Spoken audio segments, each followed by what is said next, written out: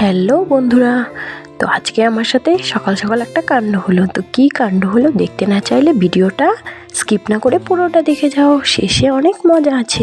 তো সকাল সকাল কাঁঠাল নিয়ে বসে গেলাম। দেখো এদিকে ওদিকে আমার কাঁঠাল কাটাও শেষ, আর এদিকে এখন চিংড়ি মাছগুলো বেছে নেব। তোমরা কি জানো বন্ধুরা, এমন একভাবে কাঁঠাল কাটলে হাতে একটুকু আঠা লাগে না। তো তোমরা যদি জানতে চাও তাহলে অবশ্যই কমেন্টে জানাবে। নেক্সট পার্ট আরেকটা ভিডিও আসবে, তাহলে তোমরা যদি সত্যিই জানতে চাও। আর এদিকে দেখো আমি চিংড়ি মাছ কিন্তু কাঁটা চামচ দিয়ে বাছি, কারণ হাত দিয়ে বাছতে গেলে কাঁটা বিঁধে যায়। এদিকে দেখো চিংড়ি মাছের যে শুঁড়গুলো বেছেছিলাম না, ওগুলো দিয়ে বাটা করেছি। আর এদিকে কাঁঠাল চিংড়িও আমার রেডি। এখন বরমশাই খাবে, ওকে খেতে দেবো আর ওর কাছ থেকে শুনবো যে রান্নাটা।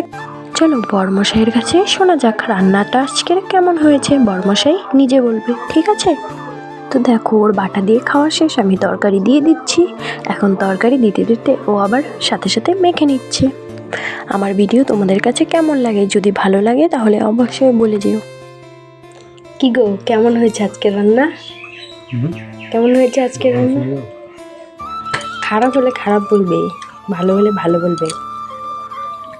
আজকের কাঁঠাল চিংড়ি ভালো হয়েছে। আজকের এই ভিডিওটা এই পর্যন্তই। ভালো লাগলে লাইক, কমেন্ট, শেয়ার আর একটা করে ফলো করে দেবে।